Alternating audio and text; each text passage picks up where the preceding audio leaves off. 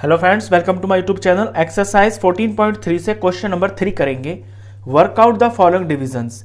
ये डिवाइड आपको करनी है। नंबर 1 पे है 10x - 25, इसे डिवाइड करना है 5 से।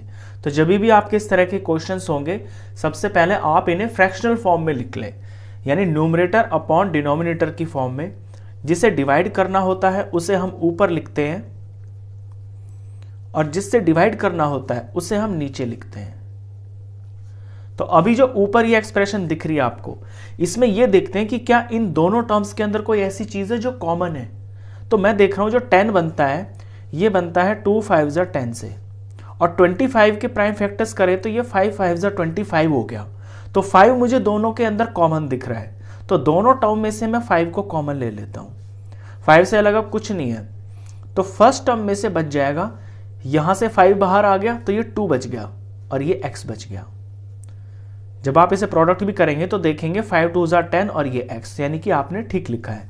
माइनस का माइनस, आगे 25 में से 5 बाहर निकल गया तो ये 5 बच गया। 5 5 ज़ा 25। अब नीचे ये जो 5 लिखा हुआ है जिससे आपको डिवाइड करना है, इसे कॉपी कर देंगे। अब ये 5 और ये 5 ऊपर नीचे है तो ऊपर नीचे चीजें कट जाती हैं, तो 5 1 ज़ा 5 5 1 ज़ा 5 पूरा पूरा कट गया। ये जो बचा है यही आपका आंसर है। नेक्स्ट पार्ट देखें। नेक्स्ट में भी सबसे पहले आपको इसको कॉपी करना है न्यूमरेटर डिनोमिनेटर की फॉर्म के अंदर। तो जिसे डिवाइड करना उसे हम ऊपर ले लेंगे और जिससे डिवाइड करना है उसे ले लेंगे नीचे। अब ऊपर ध्यान देंगे कि अगर कुछ कॉमन आ रहा है, हम ऊपर और नीचे दोनों तरफ ही ध्यान देंगे। नीचे बहुत कम आता है, लेकिन आ भी सकता है कोई ऐसा फैक्टर हो जो मतलब कि कॉमन आ रहा हो। तो मैं ऊपर देखता हूं 10 है, तो 2 5 ज़ा 10 होता है इसके प्राइम फैक्टर्स, और 25 है, ये 25 के फैक्टर्स 5 × 5 होते हैं। एग्जैक्टली यही क्वेश्चन है, बस यहां पे डिवाइड 5 था, यहां 2x - 5 है। अब जरा कॉमन ले लेते हैं ऊपर से, तो दोनों में 5 कॉमन आ रहा है, ये ले लिया मैंने 5 कॉमन। फर्स्ट टर्म में से यहां से 2 बच गया और ये x बच गया। आगे माइनस का माइनस, यहां से एक 5 था जो हमने बाहर ले लिया, एक 5 अभी भी यहां पे बचा हुआ है।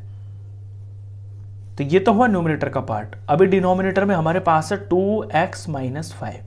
आप देख रहे होंगे कि सेम फैक्टर आ गया ऊपर नीचे, 2x - 5 2x - 5, तो सेम से सेम चीज कट जाती है। जो बचा है ये 5 है और यही आपका आंसर है। चल थर्ड पार्ट देखते हैं। पहले तो कॉपी कर लेते हैं, जिसे डिवाइड करना है उसे ऊपर लिख लेंगे। यहां पे 10y ब्रैकेट स्टार्ट 6y + 21, इसे डिवाइड करना है 5 ब्रैकेट स्टार्ट 2y + 7 से। अब ऊपर देखें कुछ कॉमन है तो 10y तो एज इट इज मैं कॉपी कर दूंगा। मुझे ये जो फैक्टर ब्रैकेट के अंदर है इसमें से कॉमन निकालना है। तो 6 के प्राइम फैक्टर करूं तो ये 2 3 ज़ा 6 होता है, और 21 होता है 3 7 ज़ा 21। तो 3 मुझे दोनों में दिखाई दे रहा है, तो यहां से 3 बाहर निकल गया है इन दोनों टर्म्स में से। और कुछ देख रहा हूं तो कुछ और है नहीं कॉमन, तो ब्रैकेट बना देंगे। अब यहां से बच गया 2 और ये बच गया y, प्लस का प्लस, सेकंड टर्म में से 3 और 7 थे मल्टीप्लाई में, 3 बाहर ले लिया तो सिर्फ 7 बच गया। अब नीचे जो चीज है उसे कॉपी कर देते हैं, 5 ब्रैकेट स्टार्ट 2 1 + 7। अब इसे सॉल्व करते हैं। कुछ चीजें कट रही हैं इसके अंदर, नंबर से शुरू करेंगे पहले। देखिए 5 और ये 10 ऊपर है और 5 नीचे है, तो 10 को 5 से डिवाइड करके 2 आ गया। इसे हम अगर काट दें, 5 1 ज़ा 5 5 2 ज़ा 10। अब नंबर तो नीचे बचा नहीं है, ऊपर नंबर बच गया है 2 और 3, तो 2 3 ज़ा 6 हो गया और ये y हो गया 6 और ये y। और ये फैक्टर पे ध्यान दें, 2y + 7 2y + 7 बिल्कुल सेम है, ये कट गया, ये खत्म ही हो गया। आंसर इसका 6y हुआ। चलिए इसका फोर्थ पार्ट देखते हैं। 9x² y² और ब्रैकेट के अंदर 3z - 24 को डिवाइड करना है, तो इसे हम ऊपर ले लेते हैं। 9x² y² 3z - 24, इसकी डिवीजन करनी है 27xy ब्रैकेट में z - 8। अब देखते हैं ऊपर अगर कुछ कॉमन आ रहा है, इस ब्रैकेट में से अगर कोई चीज कॉमन आ रही है, तो 9x² y² को तो मैं कॉपी कर लेता हूं।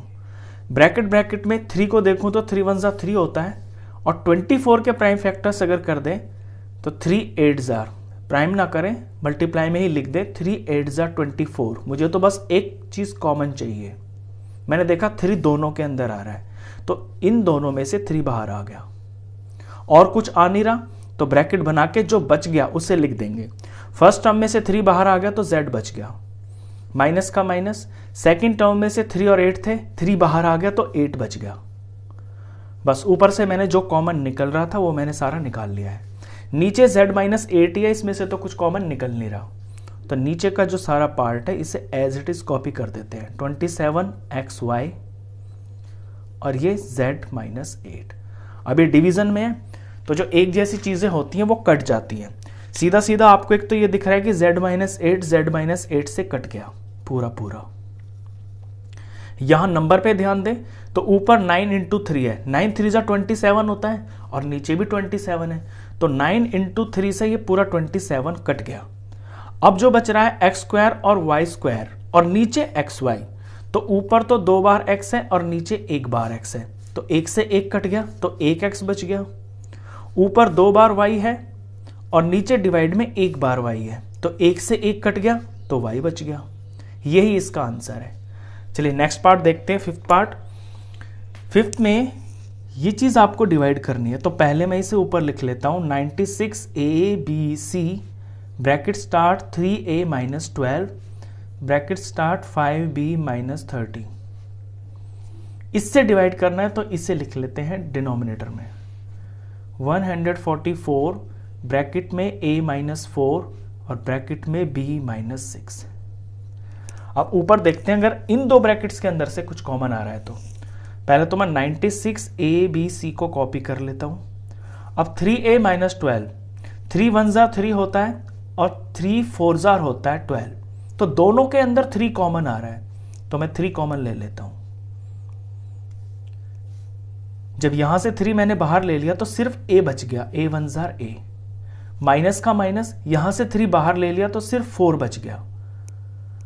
तो इस फैक्टर को मैंने 2 फैक्टर्स में तोड़ लिया। अगले पे चलते हैं।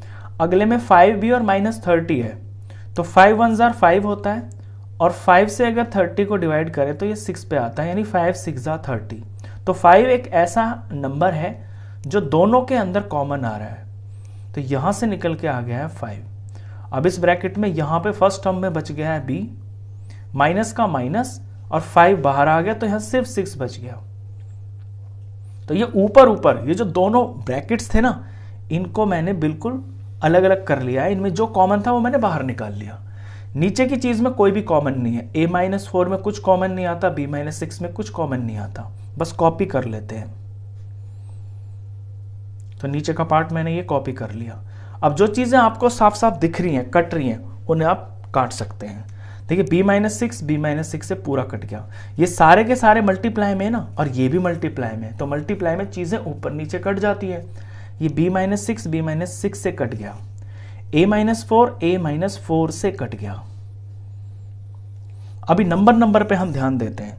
मैं यहां देख रहा हूं 144 में अगर मैं 3 का रूल लगाता हूं तो 4 4 9, जब सम 9 आता है तो वो वैल्यू 3 से पूरी डिवाइड हो जाती है, यानी 144 3 से डिवाइड हो जाएगा। तो इसे 3 से डिवाइड करूं तो 3 4 जा 12 आ गया और ये 2 आ गया और ये 4 आ गया और 3 8 जा 24।